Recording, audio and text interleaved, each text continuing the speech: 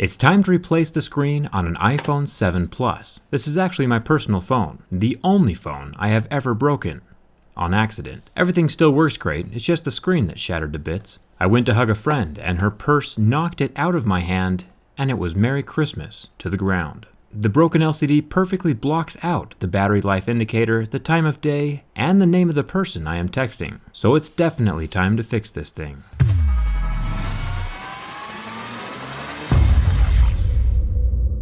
It's pretty much the exact same process as the regular iPhone 7. There are two pentaloop screws down at the bottom of the phone right next to where the headphone jack used to be. If you need a screwdriver or replacement screen, I will link those for you in the video description right below this video. Now, heat is not 100% mandatory for this repair, but it does help soften the thin band of adhesive that surrounds the screen on all sides. This is a type of waterproofing adhesive, so after completing this repair, your phone will not be water resistant anymore. But if your screen is cracked, it's already not water resistant, so you're not losing too much. I'm taking one of my thin metal pry tools and going between the metal frame of the phone and the plastic edge of the screen and cutting through the adhesive. This makes lifting off the screen a lot easier. Don't slide in very deep though, because there are fragile ribbon cables along that right side of the screen that are very important.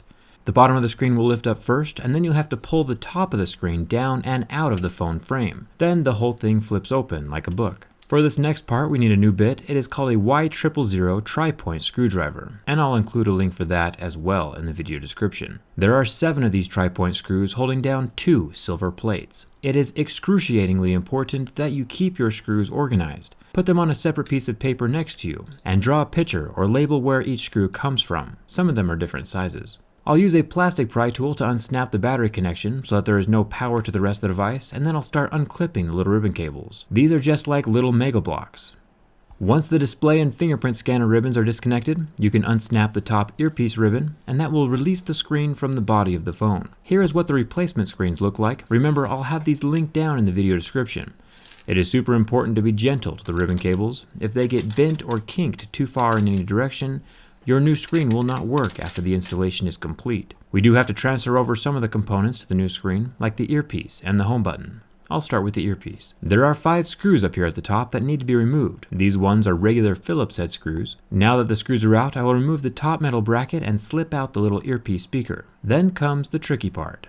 This little ribbon cable might look complicated, but it's actually not. It is fragile though, and while it is very inexpensive to replace, it is better just to keep the original intact and not rip anything. So be very gentle with it. It's about as strong as paper is.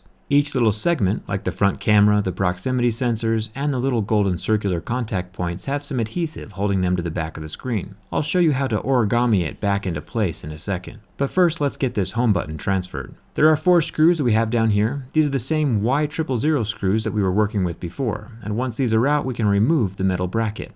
This exposes the guts of the fingerprint scanner touchpad. There is one more super tiny ribbon connector. Remember that this ribbon is also very fragile, so be careful with it, since this original home button does need to be transferred over to your new screen. Once the ribbon cable is lifted up, the button will just fall out from the front side of the phone. There's only one more thing we have to remove from the old screen, and that is the large metal backplate. This also has the Y000 screws on it, 3 on one side, 2 on the other side, and one more little screw down at the bottom. There is some adhesive holding the plate to the ribbon cables. You can lift that up and then slide the whole plate up and away from the back of the old shattered screen. Take that same plate and feed the ribbons from your new working display through the little hole. Being gentle with the ribbons, make sure they are straight and not kinked before you screw the plate down. Get all the metal frame screws into place, 3 on the right, 1 at the bottom, and 2 on the left side.